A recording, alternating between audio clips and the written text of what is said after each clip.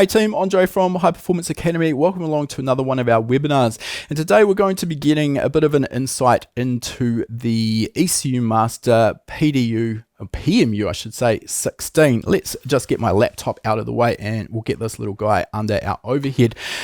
So this is probably one of the smaller form factors I've seen of a power management unit. It is really tiny for the technology it's packing in and really easy to fit into just about any installation. Now we'll talk a little bit more about what these are if you are fresh to power management units, but of course we do have our 12 volt stud here, which is our battery supply. We've got our connector for our wiring, and this also actually includes a range of LEDs to give us a bit of a status indication of what the PMU is doing. I think off the top of my head, those PMU16s are relatively affordable as well. Last time I checked, I think they were a bit under $1,000 US. Don't quote me on that, but in terms of the range of PDUs, PMUs, PDMs out there on the market, it is, in my opinion, probably one of the more affordable and also really feature-packed. So let's just roll back a little bit, and for those who haven't heard of a power management unit before, we'll just talk briefly about what they are. Essentially, it is a solid state electronics as a way of replacing our conventional fuses and relays for controlling the power distribution to all of the circuits in the car. Now, it's not just that. There are some really big advantages in using a power management unit over fuses and relays. First of all, the most obvious is that if we have an overcurrent situation, we obviously need to protect the circuit. If we don't do this, we're going to get excessive heat being generated, and a worst case scenario, it can end up in a fire. Obviously, we don't want that, so this is why we need to fuse our circuits. The problem with conventional fuses is that they're a one-time thing, and essentially if the fuse blows, that circuit is going to need to have the fuse replaced in order to get it back up and running again. This can be problematic, particularly in a motorsport application where it could sideline the car, resulting in a DNF. There's some technology inside the power management units that allows a little bit of smarter fusing. The fusing is electronic. We can retry a circuit a given number of times, and we can rest it between tries to allow things to cool back down. Now, it's not going to fix something that's dramatically broken. It's not going to fix a short circuit, for example, but what it can do is potentially be enough to allow us to limp a car back to the pits. Now, on top of this as well, we've got a lot more flexibility in the control strategies that we use in order to function a particular output. And we're going to be looking at some of those as we go through today's lesson. Now, on top of this, one of the other big advantages is the integration of our inputs, or the way we can switch our inputs. So let's say conventionally, we're talking about how we would function a thermofan. Now, what we could do is have a switch on the dashboard, a physical switch that we'd need to turn on or off. Most often, we're probably going to end up having the ECU control relay to switch that fan on and off using an auxiliary output. So how that works is we wire the auxiliary output from the ECU, which will switch to low side, switch to ground in other words, and we wire this to the control circuit on our relay, and then the relay, when it's triggered, will supply power through to our fan. That allows us to then use the ECU to control when the fan will switch on and off. So obviously we don't want the fan running all of the time. We might switch it on at maybe 92 degrees and switch it off again when the temperature drops to 88. So that gives us that flexibility. We still need to wire it. I'll also come back a moment and just talk quickly about relays, and I apologize for those who are up to speed with all of this, but it's important just to get a bit of a grounding here. Our relays essentially are just a mechanical switch that allows a low current output from our ECU to switch a much higher current. What I mean by this is the thermofan that I was just talking about, that might pull, let's say, 12 to 14 amps, maybe much more with the inrush current. The circuitry inside our ECU would not be able to cope with that.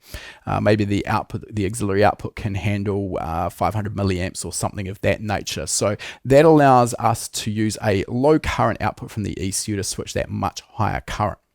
Okay, The other aspect here is this is really often overlooked when people are weighing up the expense of a power distribution module. Obviously, there is a cost involved. Make no mistake, there's definitely a cost involved.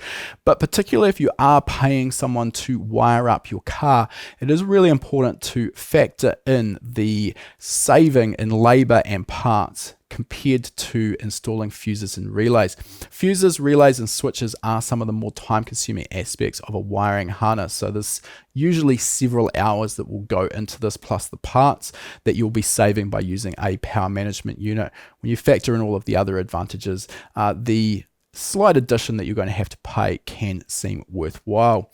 The other aspect here is it does make it much easier to integrate CAN keypad. So I don't have the keypad in front of me. It is installed in our car, but if we switch across to my laptop screen, the ECU Master product works with the Blink Marine CAN keypads. Sort of sample of what you see is over here. They're available in a number of different configurations, number of buttons. You can switch out the icons on these buttons. You can control the colors, a lot of flexibility there. The advantage with this is even with the higher key count keypads, you're only running 4 wires to that keypad. You've got 12 volts in earth and then CAN high and low. All of the messaging is via CAN. So incredibly quick and easy to wire up one of these keypads. And then as you'll see, very easy to configure from within the power management unit. Now, on top of that, you can still have hardwired switches into a power distribution module if you like. There's always going to be analog or digital inputs that you can wire up to a switch. So the flexibility with how you're going to function these outputs is pretty wide. So what we want to do, we'll jump into our ECU Master PMU configuration software in a moment. We're just going to take a bit of a tour of it and then start looking at some functions. I will remind you at the end of the lesson, we will have a Q&A session. So if there's anything that I talk about you'd like me to go into a bit more detail, then please feel free to ask those questions at the end. Right, so this is what we're going to be faced with on my laptop screen when we open up our PMU. Now, I have gone ahead and loaded up a configuration just so we're not starting from scratch. Don't worry about what we've got in there. I will cover off what is going on as we go through this. But before we focus on this page here, because there's a lot more going on, this is our main page where we're going to be doing our usual tuning or calibration workflow. Let's just start by moving across to our configuration tab, and I'll just cover off some of the basic configuration here. Now, you're not going to need to spend a lot of time on this, but sometimes when you're doing your base configuration, you will need to start here. So for example, we can see that we can set up password protection. Not something I'd usually do. I'm not a big fan of protecting my calibrations on ECUs or power distribution modules, but if you want to stop someone tampering or seeing what you're doing, then absolutely you have the ability to do that. The PMU also has onboard logging, which is pretty handy for seeing what's going on. So you can set that up here. Now, while it can log, I don't typically use it as a logging hub. I like to do all of my logging in my dash. So what I can do is basically log this information in the dash with everything else that's coming from the ECU and other sensors. So it just keeps everything in one place, but absolutely you can log in the PMU. We can also set up here some global outputs, nothing particularly fancy here. We've got a global filtering on our inputs, as well as we can set up a master retry channel. So basically you can set up an input that will retry all of the outputs. We next have our CAN bus setup. So we've got 2 CAN buses on the PMU. This is the setup for CAN bus 2. A nice feature with this is it has a software selectable termination resistor. For those who aren't aware of what that is, a CAN bus does need to be set up and built in a specific manner, particularly if it is over 2 meters long. We will need a termination resistor, which is a 120 ohm resistor at each end of the bus. Under 2 meters, you'll need that at one end of the bus. So you can basically choose how your CAN bus is going to be wired based on where the PMU is in your CAN bus. And if it is at one of the ends, you can use that terminating resistor. And then we also have the ability to set the CAN bus speed. Then we have our standard CAN stream as well. So this is the information that I'll be sending to the dash. So that is our send standard messages to CAN. So that is the status, voltages, current, etc. for all of the channels. We can select which CAN bus that will be on, the base address, etc. And then interestingly as well, the PMU has an inertia switch as well. So what this does, if you've got it enabled, I haven't, but you can set a G-force. It's got an internal G sensor. Basically, the idea is that if you are involved in a crash and the G spikes above your set point, it will disable all of the outputs for safety. So a nice feature, albeit one that I am not using in this example here.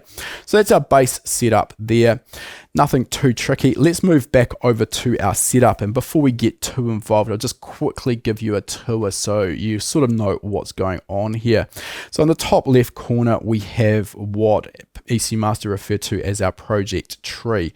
So this is where we're going to be spending most of our time. This shows us all of our inputs, our outputs, our functions, our tables, as well as our CAN messages in and out. There is a bit going on here because, as I said, this is an existing calibration, but we will be talking through some of this as we go. So fair bit to take in.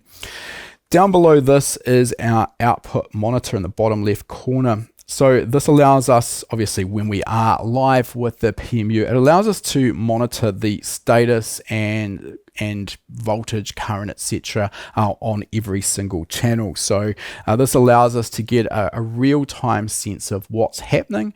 It will show us the current that is being pulled, what the peak current was, which is quite important here. So we can see we've got current and we've got peak.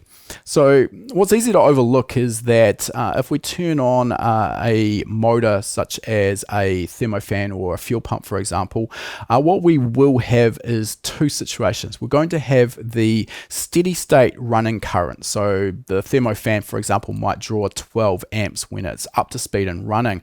But when that fan is stationary and we initially turn it on and it's stalled, there's a massive spike in that current. It's called inrush current. So we might go from 12 to 25 amps or maybe more. A good example of this is the air compressor that is on our Toyota 86 for our paddle shift system. That will pull 19 to 20 amps steady state. We've seen 90 amps inrush current. Now that's not necessarily a big issue because it's for such a brief period of time that we're not in danger of overheating our wiring. That's fine, but the PMU does give us the ability to monitor that so we know what's going on, as well as account for that, which we'll see shortly. Next, we've got our analog monitor, which is in here. I will just pull this out and make it a little bit bigger so we can get a bit of sense of what's going on. So what we can see here is, for example, we've got analog voltage 1 is our fuel pump, fuel pressure. So we can physically wire sensors directly into the PMU, which makes it a lot more useful than just relying on input from an ECU. And then we can monitor, again, when we're live, the voltage, and then from the lookup table what that actually relates to in terms of our fuel pressure. Obviously we've got that for all of our inputs. One other would be down here, analog voltage 9. This is our windscreen wiper park switch. I won't be diving into the windscreen wipers today. Those are an unusual and very specific case, but the way we wire the high speed and the low speed winding is critical. You will find that most PMUs will have dedicated outputs for these so you don't damage the PMU, and then there will also be a park switch or home switch. That's what we're talking about here, which tells the PMU when the wipers are in the park position so that it can actually make sure that it's reliably returning them to the correct spot. Next, we have our variables inspector, which is in the middle here. So basically any of the variables we create or bring in, we can monitor in real time their situation. So for example, there we've just talked about our park switch. We can see based on the configuration, the voltage thresholds that we've set, whether that park switch is true or false. Basically, it'll be 0 or 1. For some of the other parameters here, which we will talk about a little bit more detail, we've got fuel pressure, which we've just discussed, our manifold pressure, and our RPM, which are coming from the ECU. We'll be able to see in real time what those values are. Good for a sanity check there, just to make sure that these values are configured correctly and are reading appropriately.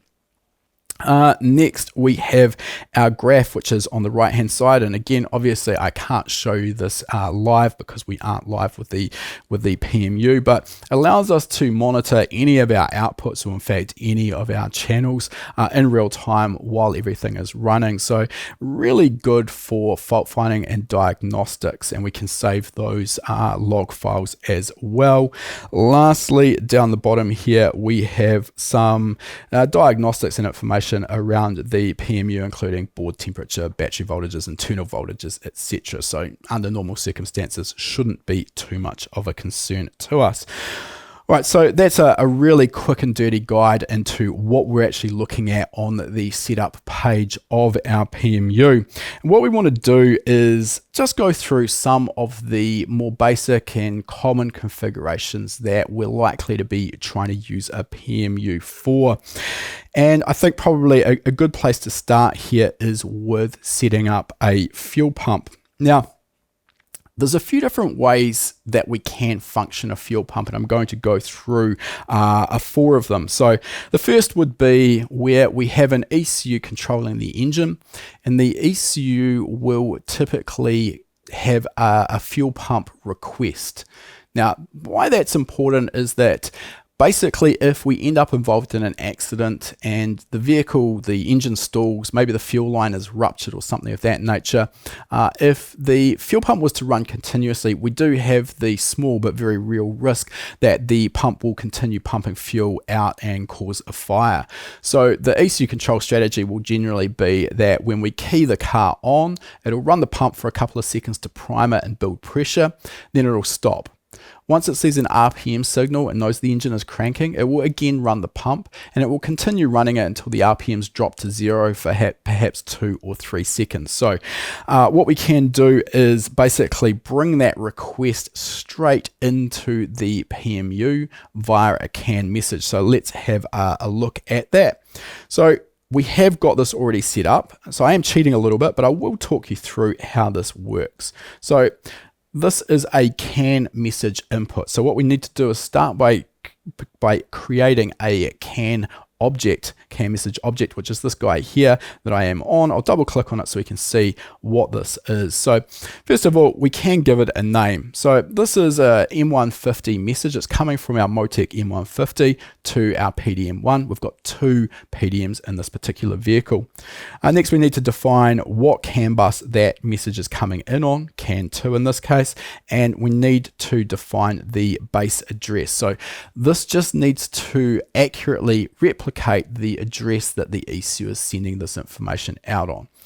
Now, on top of that, we can then select our type, in this case normal, and our size, in this case 1 frame. And what we will be able to see, which is a really nice feature on the PMU, is it basically has its own built-in CAN sniffer. So we'll be able to actually see that we are in fact getting data on that particular address that we've defined. Okay, so that's the first part. We've now said we're looking for data on this particular address. Now what we want to do is actually create the channel that we're going to use. So that is here, our CAN bus input. So the last one was a CAN bus object. So we've given it a name here. We've called it fuel pump control. The message object that is coming from is exactly what we just looked at, our M150 PDM1. And basically through this, we can then define whereabouts that is coming from. We can also, in this case, it is a single bit that's changing from 0 to 1. So we are extracting, in this case, a bit field. The bit count is 1, it's 1 bit long, and the bit position is 0. So all pretty straightforward. Again, if we were live with this, what we would be able to do then is look at what that live data was coming through as, and down here where it says result, as that fuel pump request turns on and off, that should go between 0 and 1. So it allows us to do a bit of a sanity check and make sure, yeah, we've got the right information. It is changing as we'd expect. So this is nice and easy because once we've done this, I say easy, I know if you're fresh to CAN, it might seem like heavy lifting, but honestly, it is very, very easy. And we do have our CAN bus decoded course if you want a deeper dive into CAN. But the benefit of this is it requires no wiring between the ECU and the PMU. Obviously over and above our CAN bus. So no matter how many outputs you want to control from the ECU, if we're doing this via CAN, we don't need to add any wiring. So it really comes back to what I was saying, it simplifies our wiring. Okay, so at this point we should have our fuel pump control set up, and we should be able to also, in our variables inspector, we've got that same function there, fuel pump control, we'll be able to see that going from 0 to 1 if everything is working. So once we know that that's working, now we can actually set up our fuel pump control so it's actually functioning output. So we'll scroll down here to our outputs, and we've got two outputs here for fuel pump. We've got a lift pump and then we've got a high pressure pump. Both of these are functioning off exactly the same way. So let's have a look at our fuel pump main 1. Double click on that. And we've got all of the information here that we need. So first of all, we're going to give it a name. Actually, what I'll do, I'll just close that down for a second.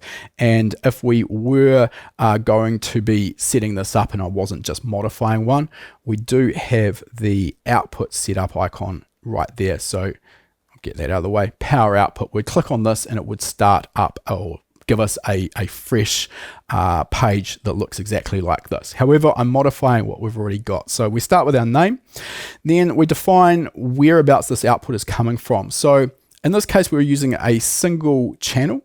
We can add in or double up on pins if we need to, if we want to get more current handling capability. In this case, output 12 can handle a maximum of 25 amps continuous. So that's absolutely fine for our fuel pump.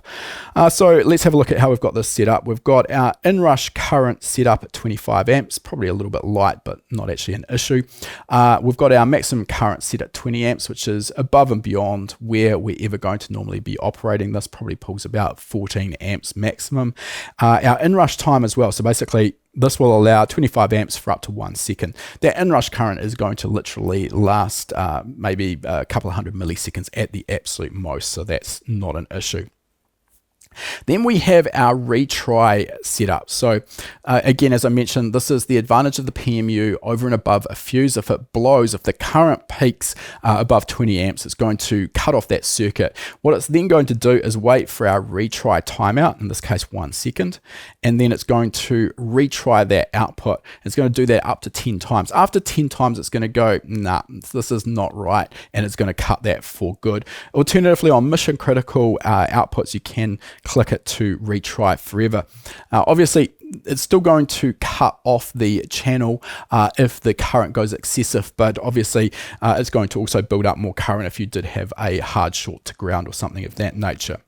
All right, so that's the actual setup here. Now we need to tell the PMU how to control that fuel pump. So we've got a couple of options here. We can have it default to on or off. Obviously not what we'd want for a fuel pump. We can control it via a channel. We'll look at that shortly. Or we can set up a formula. So in this case, our formula is pretty basic. We have this set up here so that anytime our fuel pump control is true, it's going to run it. So let's just double click on this so we can see this. So the operation, we can choose what operator we're going to be using here. Look at our drop down menu. There are a variety. So as true, as false, equal to, not equal to, less than, greater than, etc. The list goes on. So in our case, very easy though. We want our fuel pump to be running when our fuel pump control is true. We can also set a true and false delay. We'll look at how we can use that in a moment. For this case, the fuel pump delay is defined by the ECU's control, so we don't need to worry about that. So basically, at this point, our job is done. So that is our first way if we have a CAN input that will be controlling our fuel pump. Close that down. So the other way we might want to do this is if we have a wired input from our ECU. So this would be where the ECU is still providing an auxiliary output that is a fuel pump function. So I'm not talking about a physical switch to turn the fuel pump on, but where we've got the old school way. Maybe we're adding a PMU to an existing setup where we have a wired output to a relay. Instead, we can just bring that into the PMU. So let's have a look at how we would do that. And I think I'm going to have to set this up from scratch. So what we want to do is start by going to our top left here and analog input and set that up. Click on that. So we need to give it a name. So I don't want to call it the same thing. So let's call it fuel underscore pumps. That'll be fine. We need to define what analog input pin it's on. So let's say that's wired to analog 8, no problem. And now we set this up as to the type of switch. In this case, we're going to be switching to ground, so it's going to be active low. It does need a pull-up resistor as well, otherwise the voltage will float, and basically the pull-up resistor to 5 volts will essentially make that go high when the ECU isn't pulling it to ground. So basically if our voltage is greater than 3.5 volts, the result of this is going to be 0 or false. If we are below 1.5 volts, there's a bit of hysteresis in there, we're going to be true. So that sets up our fuel pump's analog input. So it's as simple as that. Once we've done that, what we can do now is go back down to our fuel pump and let's just modify that control. So now instead of our formula being fuel pump control, we'll just double click on that. And what we'll do, actually we'll start from scratch. We'll just delete that altogether. And this will be what it looks like if you come into this fresh. Obviously we don't need to modify anything up here. That's all exactly the same. Let's click add here. And again, we're going to have the operation. It's going to be, is it true? And our channel in this case was fuel underscore pumps. Should autofill, it does. Analog fuel pumps. And here we again have the ability to have a true and false delay, but again we don't specifically need those because we're going to be using the ECU control, so that'll allow that delay. So I just cancel that, but you basically get the idea. That would set that up to run off a wired input straight from our ECU. Third option. Let's have a look at how we could do this, forgetting about the ECU altogether, and instead we'll just use the PMU for our control. So we need to think about what we're going to want in order to do this, and we're going to need an RPM input so that the PMU knows when the engine is cranking. We're also going to probably want an ignition input as well. So let's have a look at our RPM for a start, and I have already got this coming in, so we'll just come back up to our message object. So in this case, our message object here is coming from our Motec M150 ECU, Motec M150 to C125 communications, just to be really clear. And we've got the address that that data is being transferred on, which is hexadecimal 640. So that sets that up. We've now got a message object on that CAN address.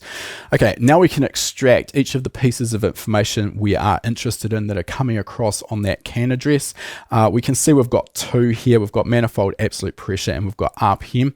For the purposes of our discussion here, I'm interested in our RPM. So let's see how we've set that up. So this is coming from that message object that we just looked at. It is, in this case, a 16-bit number. We've got our byte offset is 0. And so it's nice and easy. It's coming through on our first byte. And in this case, we can also set up our multiplier, divider, and offset if required. Now, that's going to depend on the data we've got coming through, but in this case, we don't need any of those. And what we again would see in live data is those values changing, and if we've got the right piece of data being extracted and our multiplier, adder, and divider are correct, we would see our result here would just replicate our engine RPM. Now, why this is important as well, being able to view this data live, is quite often with some of the data there will be a multiplier involved, so it can be a bit of fiddling back and forth to get the RPM to read correct. Instead of an actual RPM of 1,000, we might end up seeing that that actually represents in the PMU as 100 RPM. Easy enough to fix. just set our multiplier to 10x and that will correct that, but just allows us to sanity check that and make sure that that is correct. Okay, so we've already got our RPM set up. I just wanted to go through that. Let's see how we could set that now. So we'll come back down to our fuel pump, and I don't know if I've got this, but let's just see. So first of all, I think we should have an ignition input. Maybe not on this, we don't. Let's just say that in this case, our motorsport electronics kill switch is our input for our ignition switch. So this is our ignition switch, even though it's not quite what it is. So this is going to basically run our fuel pump when the ignition switch is on, and it's going to then run it for 3 seconds. So that's going to be the first part of our setup here. So replicating the way that when that ignition switch goes on, we're going to run it for 3 seconds and then switch it off. Now, that's obviously not the only part of this equation though. We also want to add here that when our fuel pump, our RPM, is, in this case, our operator is not going to be as true. We're going to go with greater than. Is greater than, let's say, 50 RPM. We don't need it to be very high. Basically, as soon as it starts cranking, we want the fuel pump to run.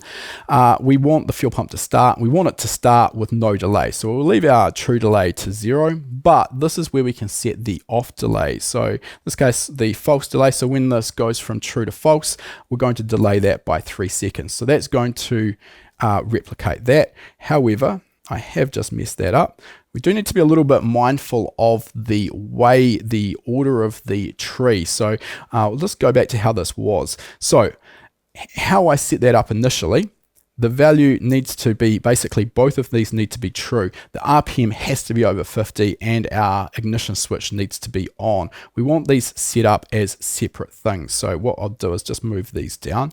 So now you can see that it's an or, not an and. So we've got our ignition switch on, or our RPM is greater than 50 for 50 RPM, and then it'll delay false for 3 seconds. So that would be how we could set that up if we wanted the PMU to do the actual control, provided of course we've got that RPM signal going into the PMU. So I'll cancel that out. As I cancel that out, I just actually also thought the way I just set that up wouldn't quite work how I intended. The ignition switch would need to be a pulse where it would turn on for 3 seconds and then turn back off. So how I had that actually set up, it would run until the ignition switch was turned off, and then it would turn off for 3 seconds. Just making sure that we understand that. I just made a little error there with that setup. Okay, now let's also look at a fourth and final option for our fuel pump. Let's say we want our ECU to control everything, just like we've already looked at, but let's say we're running different fuels in the car and we want the ability to pump the fuel out so we can change fuel. We might want to do this using a switch or a button on our CAN keypad. So let's have a look at how we could do that. So what we'll do is we'll come up here to our CAN key button or CAN butt pad. Let's get my words out here, and we'll double click on this. So looking at this, we can give it a name.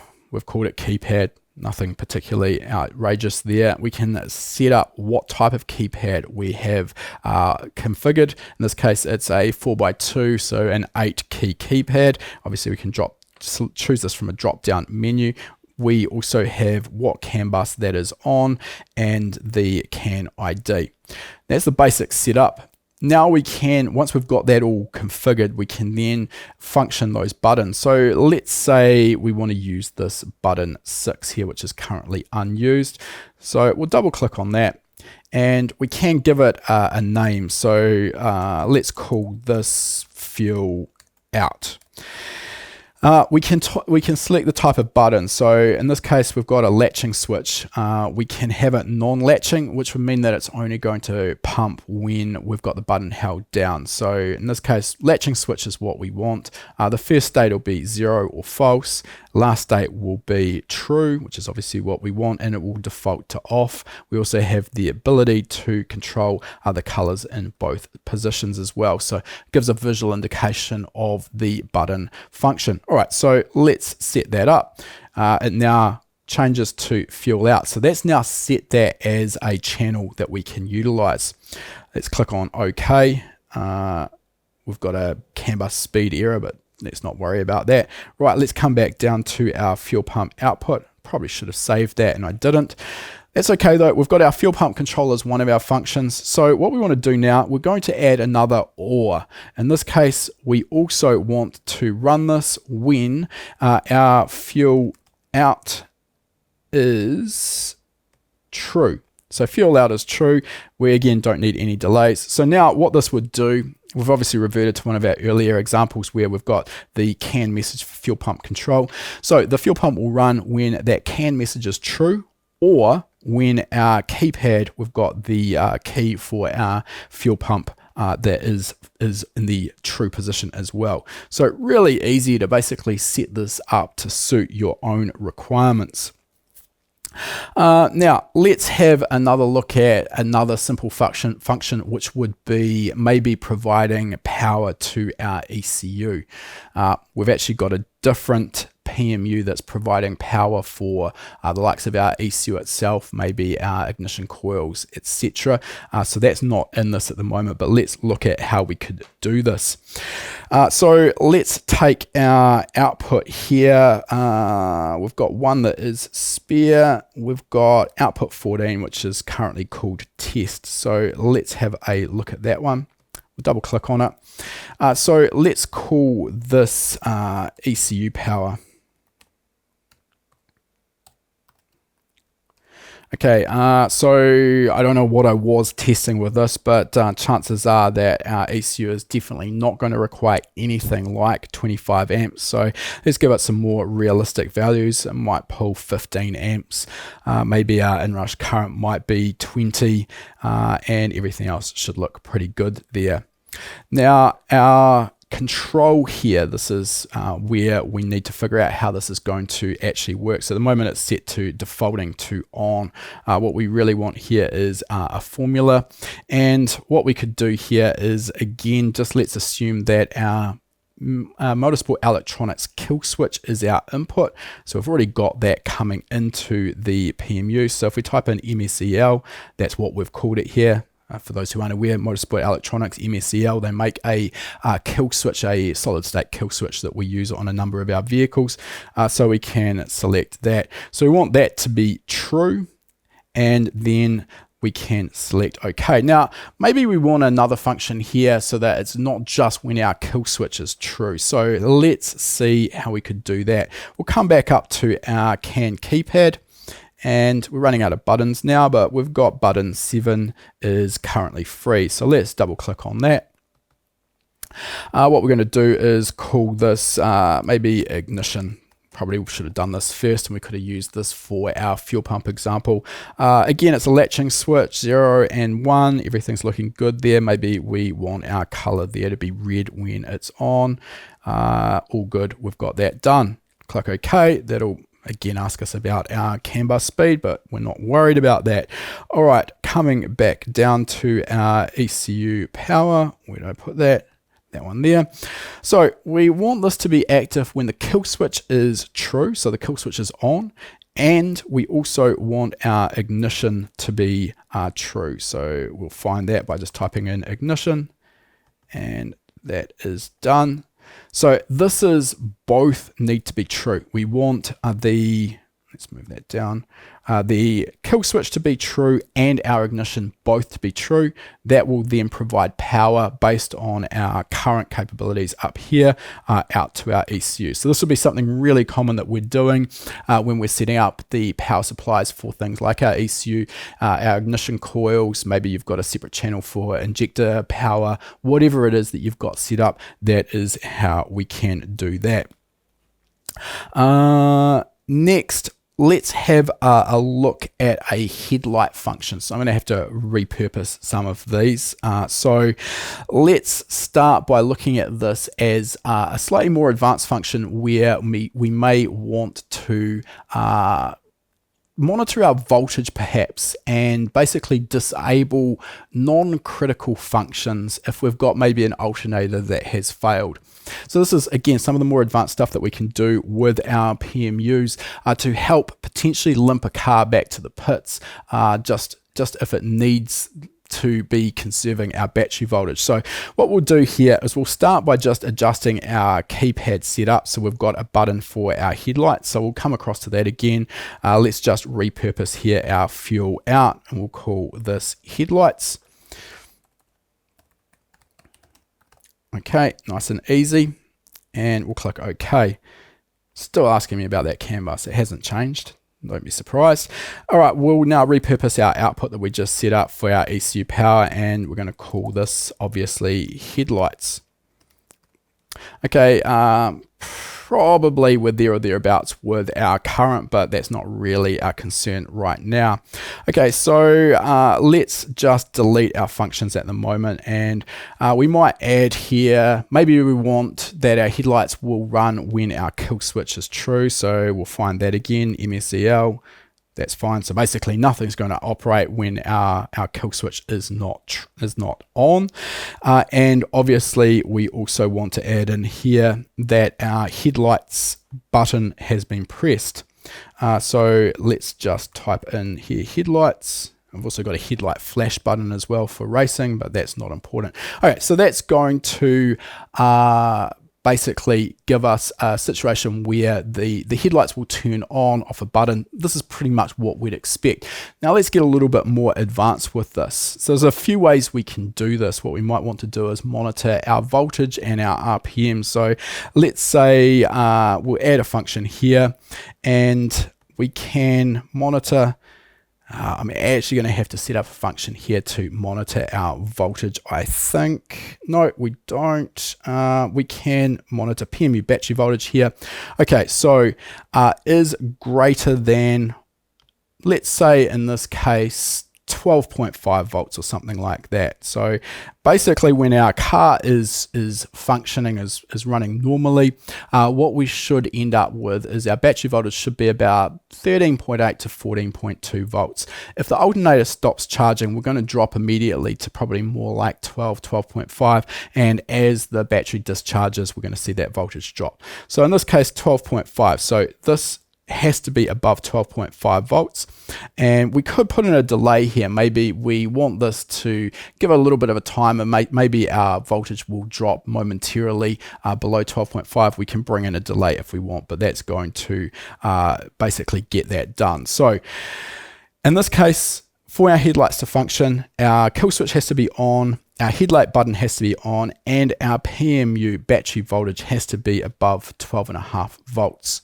Now that's going to work, that's going to do what we want. Probably the only thing I'll add in here is that if we've got the car powered up but the engine's not running, we probably get a situation where our battery voltage would be sitting at 12 volts. So our headlights in this case wouldn't function sitting there stationary with the engine not running. We can get around that if we wanted to as well. We could bring in maybe our engine RPM again as a function. So all of that, again, you can sort of see how you can build up these functions. You can basically be as smart or as simple with these as you want. It really totally depends on just what you are trying to achieve.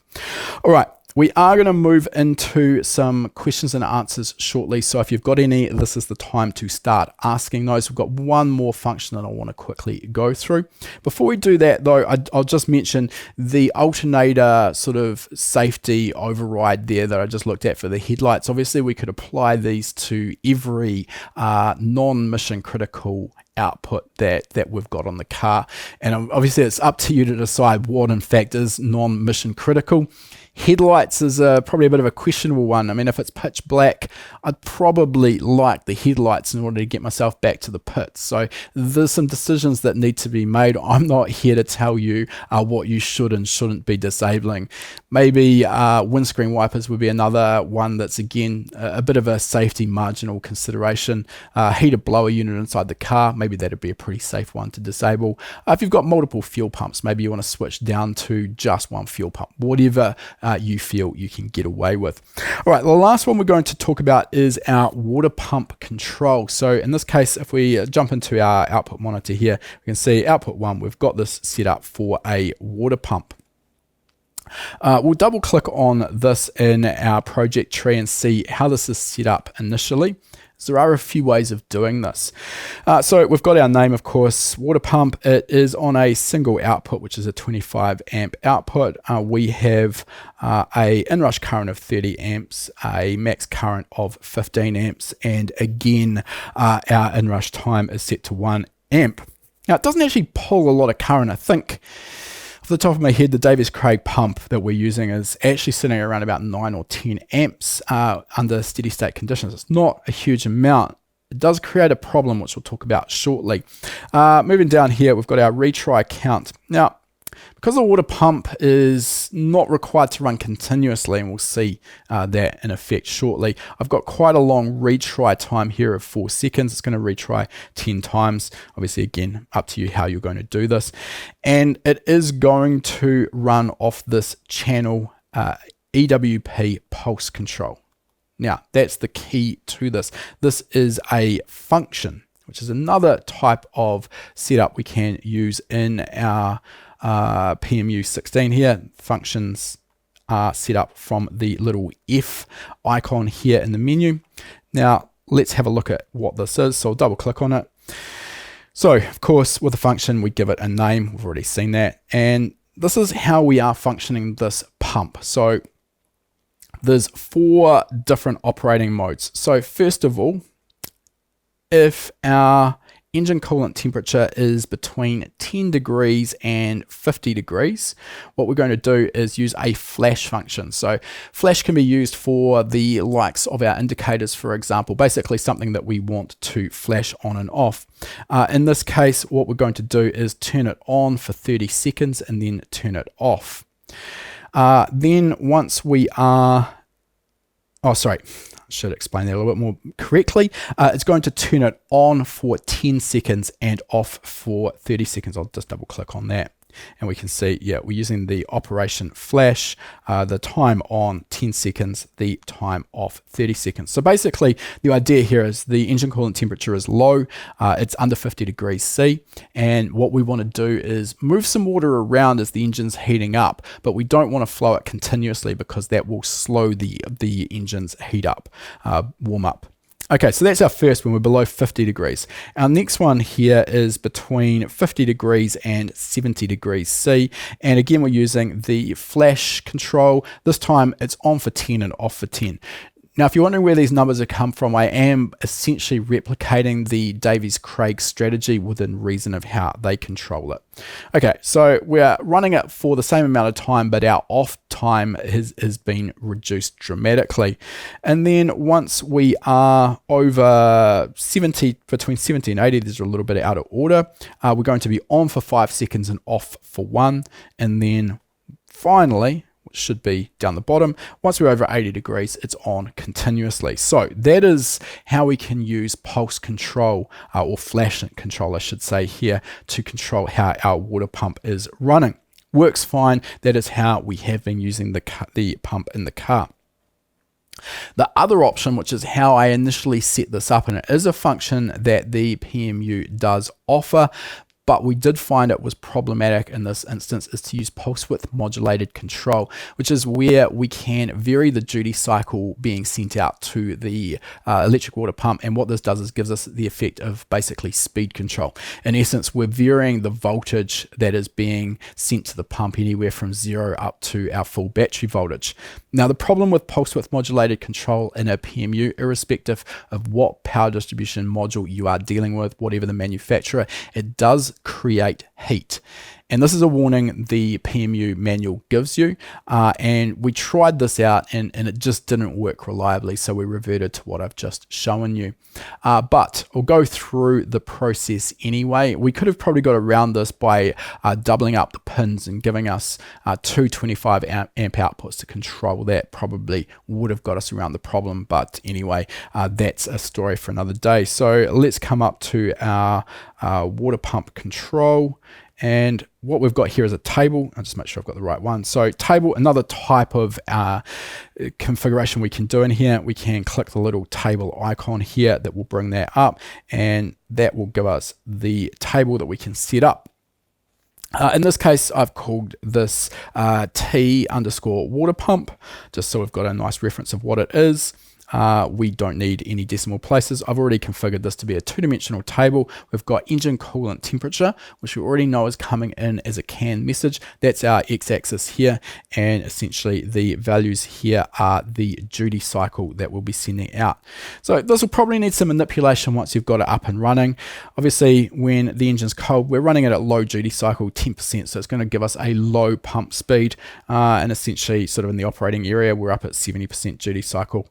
Once we get hotter, we bring this up to 100% up. Assuming we've got sufficient coolant capability in the system, what that should do is basically speed the pump up, cool the engine down, and basically we should be sort of floating in the area around about here. Okay, so that's our table. Then we can use that to control our water pump. So let's come down here and we'll double click on that. Now, the option here that we need to enable is our PWM configuration, and we can start by selecting a frequency that the pump's going to run at. It's going to depend on the actual device you're operating. Then we can click on duty cycle. So this is our duty cycle control, and then we can choose where the duty cycle control is coming from. In this case, it's actually from a previous setup. And what did I call this? Table water pump. There we go. So it's going to give us the control, duty cycle control is going to come from that table that we just looked at. And then we also need to figure what we're going to do to actually turn the pump on. So basically this down here defines when the pump is going to function at all. Obviously we wouldn't want to be using our electric water pump pulse control that we just looked at. So maybe here we would be running this pump anytime the ignition, do we have that? Anytime the ignition is active. And then once the ignition is active, then it would be using the lookup table on that pulse control in order to figure out, so the water pump control table, in order to decide what to do with it. All right, a lot of information to take in. Hopefully that's been a bit of a eye-opener on what the PMU16 is all about. Maybe it's given you some insight into how we can get quite creative with some of these control strategies. And I mean, really today we've just scratched the surface as well. Of course, if you do want to learn more about PMU installation and configuration, we do have our power distribution module installation and configuration course. Goes into much more detail than I've been able to do inside a 1-hour webinar. For now though, I'll head over and have a look at our questions. If you've got more, please keep those coming.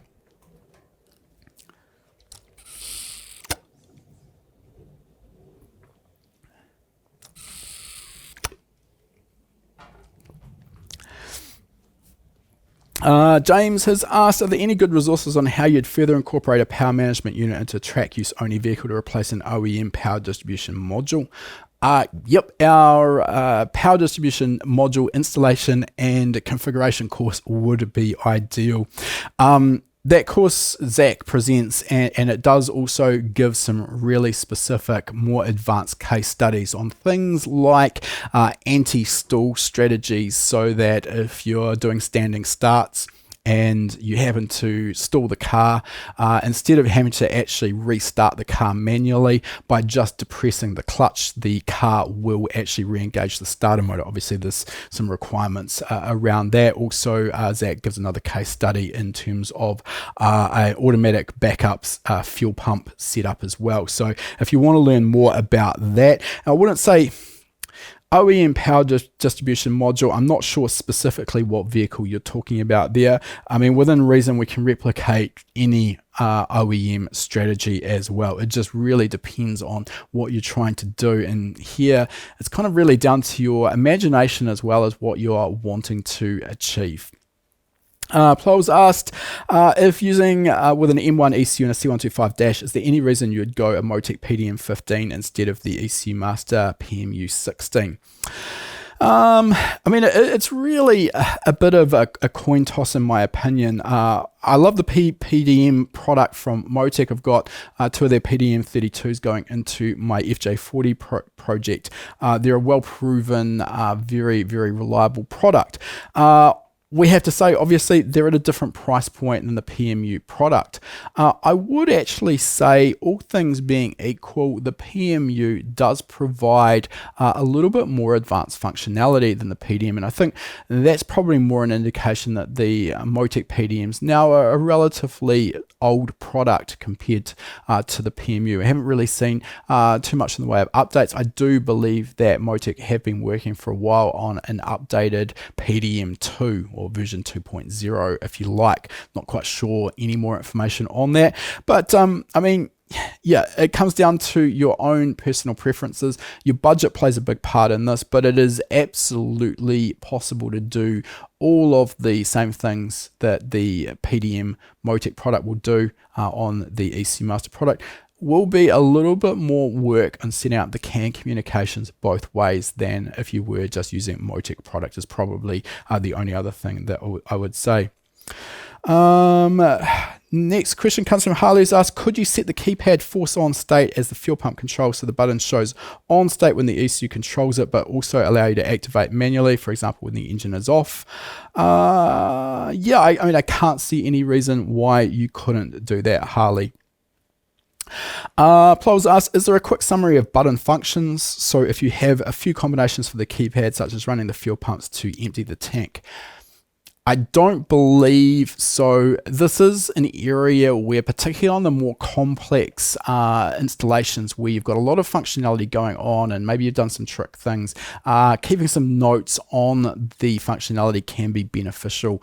I find this is a situation I get into with ECU installations as well, where everything makes sense and is obviously front of mind while you're actually doing the initial configuration and setup.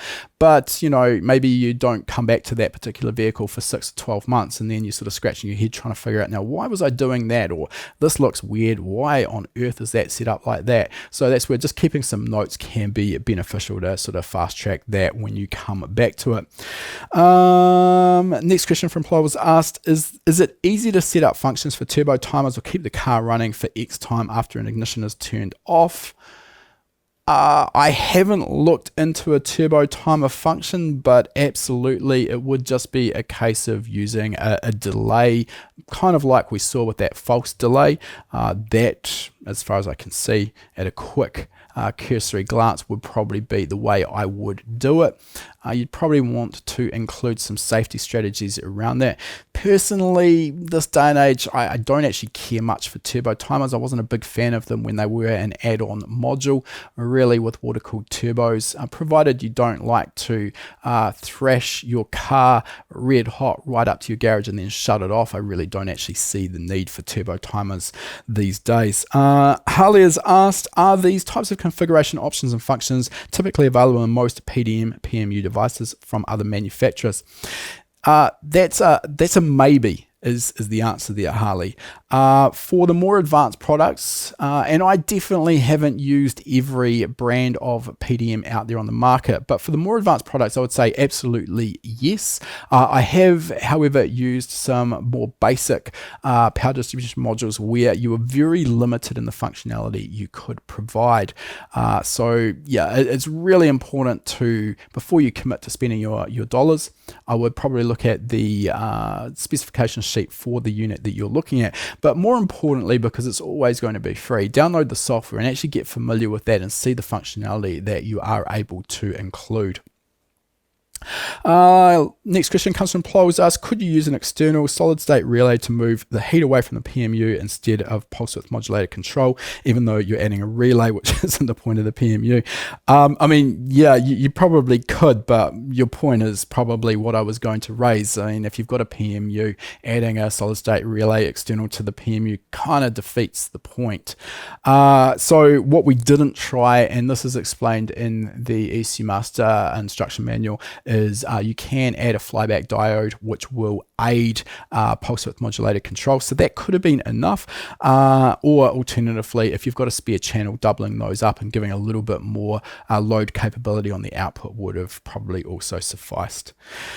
And also that's going to depend to a big degree as well on the output you're trying to control. One of the other areas we ran into a problem with is our air compressor that actually required 2 channels to be paired in order to control that, while on face value the current draw should have been able to easily be handled by a single 25 amp output. Just with that particular type of output, unfortunately it did require 2, so a little bit to understand there. Alright, that brings us to the end of our questions. Thanks for watching, and as usual, if you are watching this in our archive at a later point, if you've got any questions on the topic, please feel free to ask them in the forum and I'll be happy to answer them there. Thanks for joining us, and we'll see you all next time. That was just a taste of what we put on every week for our HPA Gold members. Our Gold members are able to watch these live and ask questions and get answers while we're presenting. After the webinars have been hosted live, they're added into our webinar archive where our Gold members can re-watch them at their leisure. We've currently got over 240 hours of existing webinar content covering topics on engine building, engine tuning and wiring. This is one of the fastest ways to expand your knowledge on a wide range of topics, as well as to stay up to date with the latest tools, trends and techniques in the performance industry. Our Gold members also get access to our private members-only forum, which is the best place to get fast answers to your specific questions. Gold membership can be purchased for just $19 per month. However, you'll also receive 3 months of free access with the purchase of any of our courses. Click the link in the description to learn more.